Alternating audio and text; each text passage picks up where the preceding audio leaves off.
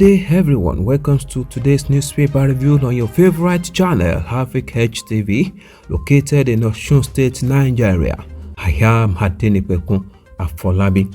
Let us check the top story that makes the headlines from Tribune, Guardian, Daily Sun, Vanguard, The Nation and The Punch newspaper and review some headlines. Now on The Nation newspaper, INEC IG Hamarek, CP as court hurts Binani. Another headlines on The Nation newspaper, Aviation Union threaten indefinite strike. Now let's go to The Punch newspaper.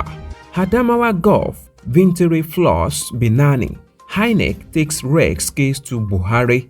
Vintiri poll 430,861 votes to defeat APC candidate, 13 others. PDP supporters jubilate. I did not pay 2 billion for declaration, says Binani, as court rejects request to stop results. INEC asks SGF to report REC to Buhari. IG orders Gombe CP to oversee Adamawa post-poll security. Husband tackles Lagos hospital as wife dies after childbirth. Now let's go to Nigerian Tribune newspaper. INEC seek probe prosecution of Adamawa REC, writes IGP SGF. Court declined to hear Binani motion against INEC, queries jurisdiction. IGP removes Adamawa CP, drafts Gombe CP for completion of poll. Atiku PDP Gulfs congratulates Vintiri. Still on the Nigerian Tribune newspaper, court sacks park managers, reinstates RTEAN in Lagos. Now let's move to the Vanguard newspaper. On the Vanguard newspaper, Adamawa Guba crisis. At last, INEC declares Vintiri winner. As INEC writes, IGP SGF seeks sack, arrest prosecution of Adamawa REC. Vintiri commends INEC for standing firm. Extends hands of fellowship to co-contenders. It is victory for democracy, PDP. Atiku congratulates Vintiri, says victory well deserved. IGP replaced Adamawa CP over Gulf poll. APC candidate Aisha lose bid to stop result announcements. As court declines to hear her ex parte motion adjourns case till April 26. Still on the Vanguard newspaper, aviation workers adamant over total shutdown of airports. Kidnapped Kaduna female student escaped from terrorist den. My family conspired against me, voted Peter Obi Umahi. Now let's move to the Daily Sun newspaper. On the Daily Sun newspaper, IGP removes police commissioner. INEC asks IGP to investigate, prosecute REC. Buhari to commission second Niger bridge before May 29. Gambare. You can get details of this story on page 21 of the Daily Sun newspaper. Another story on the Daily Sun newspaper is aviation workers locked out of office as union lays siege to Lagos International Airport. Let's move to the Guardian newspaper. On the Guardian newspaper, all eyes on judiciary as Nigerians await hearing of election petitions. You can get details of this on page 6. Still on the Guardian newspaper, Vintiri laughs last. Reckless REC face prosecution. Court voice Oluomo's Park and Garage revalidates RTEAN. Now let us review some headlines. Let's take this first story from the Guardian newspaper. Adamawa poll, Vintiri laugh last. Reckless REC face prosecution. Vintiri commends supporters. INEC journalist orders for defending democracy. Adeleke congratulates Vintiri, hails feat as triumph of democracy. Court ignores Binani motion on election tissue. IGP replaced CP on election duty in Adamawa over alleged unprofessionalism. Investigate, prosecute Adamawa REC. PDP, Yaga Africa tells IGP. At exactly 5:48 p.m. yesterday, Governor of Adamawa State, Ahmadu Vintiri, heaved a sigh of relief when the Independent National Electoral Commission (INEC) declared him winners of Adamawa governor's election a long-draw battle since March 18 that took a dramatic turn on Sunday, April 16. The uncertainty that surrounded the tension-soaked exercise ended after Fintiri, candidate of the People's Democratic Party (PDP), was returned as the elected governor of the state for a second term.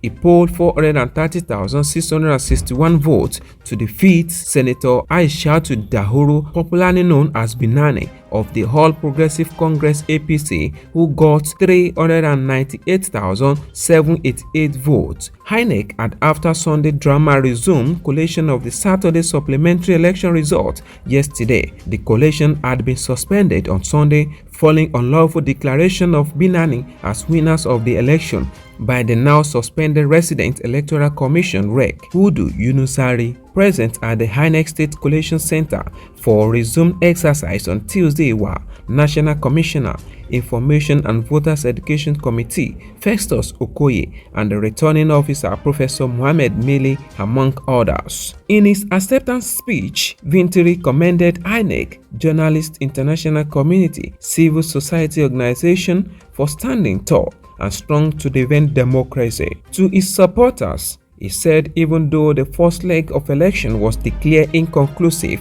you remained resolute but peaceful in the face of provocative triggers that would have otherwise landed us into flames. Let's take another story on the Punch newspaper. Husband tackles Lagos hospital as wife dies after childbirth.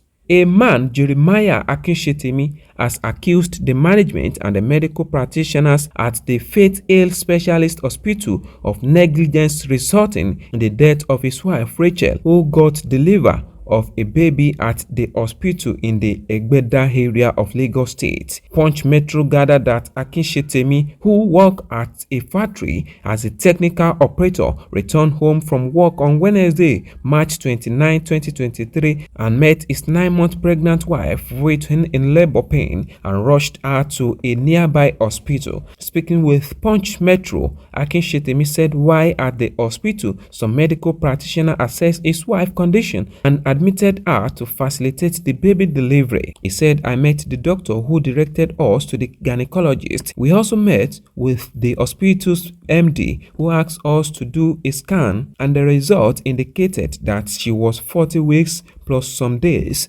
and she was placed on the observation in the hospital. The management director of the Faith Hill Specialist Hospital, where Rachel delivered her baby, Dr. Lina Obianuju, while reacting to the development, said Rachel presented at the hospital with a reduction in vital movement, adding that despite informing her and her husband that a cesarean section was needed to be performed to bring out the baby and save her life, the couple declined and left the hospital on February 10. She said they requested for discharge and we told them the implication of their action, and she was discharged, and we still gave her a 1-week appointment to return for a follow-up, but they never show up until after 8 weeks with a history of labor pain. When they returned, I was around that night and I told the husband that his wife needed to have an emergency CS done that night, but he refused and told me that the hospital they came from gave them an option of CS and that he tore the consent form and brought the woman back here. He left that night, and in the morning around 6 a.m.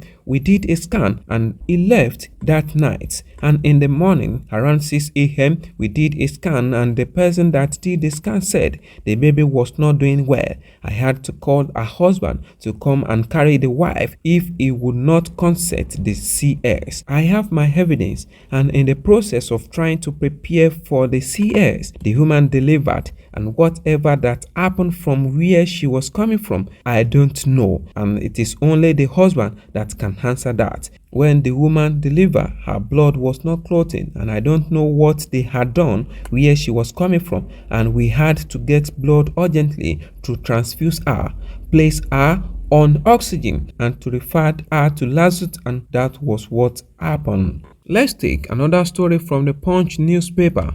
Davido begins football talent hunt. The Nigerian hip-hop singer David Adeleke, popularly known as Davido, has partnered with the Abu Salame Media and 1xBet to launch a model football talent hunt program tagged Davido Dream Football Show. DDFS is an initiative for advancing youth football, especially at the grassroots level, through a design curriculum that has potential to develop fundamental technical skills and tactic awareness in the young players who are committed to competing at the highest level. According to the Chief Executive Officer of Abu Salame Media, Abu Salami, who doubles as chairman of DDFS, the program is aimed at empowering and supporting young male footballer talent between age 18 and 22 within Nigeria and around Africa. At the media presentation of the program at the Federal Palace Hotel, Victoria Highland, Lagos on Tuesday, Salami said the Davido Dream Football Show will enable young football talent to realize their dream of becoming star in future. He added that the reality TV show will run for 30 weeks with one episode to be shown every week. And that is all on the newspaper review for today. Join us tomorrow for another edition of this program. You can as well join us on all our social media and